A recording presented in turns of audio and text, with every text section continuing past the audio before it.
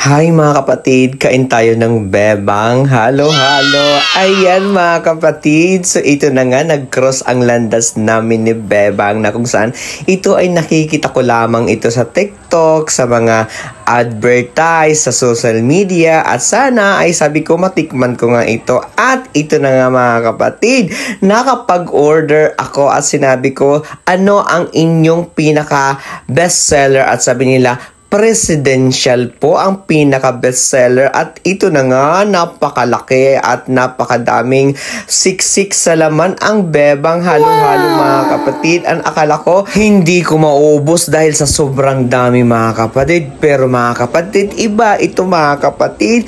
Ang sarap ng kanilang halo-halo at walang kapantay sa lahat ng aking nakain na halo-halo sa tanang buhay ko mga kapatid. Dahil ano mga kapatid, akala ko hindi ko siya mauubos dahil alam mo naman, may ibang halo-halo na nakakasawang kainin dahil sa kanyang sugar at sa kanyang milk. Pero si Bebang hindi kasi gusto mo pang magdagdag sa sobra at hindi siya nakakasawang kainin mga kapatid.